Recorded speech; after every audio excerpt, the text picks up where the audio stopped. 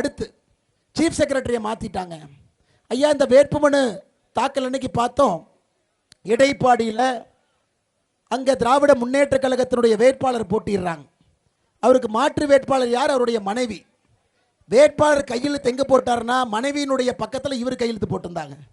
மனைவி வேட்பாளர் பக்கத்தில் கையெழுத்து போட்டாங்க. இது ஒன்றும் புதுசு இல்லைங்க ஐயா. ஹிந்தி அழிக்கிறேன் பெயிண்ட் டப்பாவை தூக்கிட்டு போய் இங்கிலீஷ் அழிச்ச கூட்டம் தான் இது.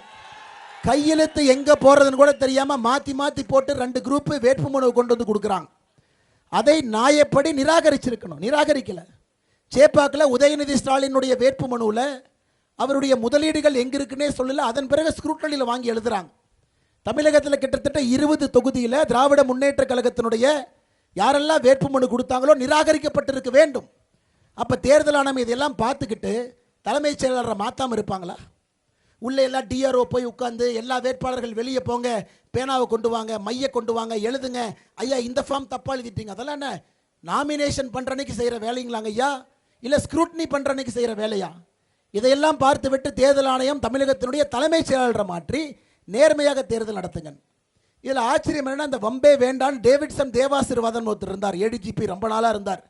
என்னை விட்டுருங்க சாமி, யார் வந்தால் எனக்கு பிரச்சனை, நான் மெடிக்கல் லீவில் போகிறேன், இந்த பஞ்சாயத்தில் நேற்று மெடிக்கல் லீவ் கொடுத்துட்டு அவர் கிளம்பிட்டார். எதற்காக இதை சொல்லுகிறேன் என்றால், ஐயா காவல்துறை இன்னைக்கு தலையில்லாத பாம்பாக இருக்கிறது.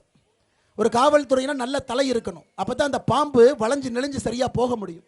என்னை காவல்துறைக்கு நல்ல தலைமையை கொடுத்து நெஞ்சுரத்தை கொடுத்து, ஐயா எதுக்குங்க ஐயா அவங்களுக்கு லாட்டி, எதுக்குங்க ஐயா அவங்க துப்பாக்கியெல்லாம் கொடுத்துருக்குறோம், இத்தனை ரவுடிகள்லாம் தமிழ்நாட்டில் திருவதற்கா?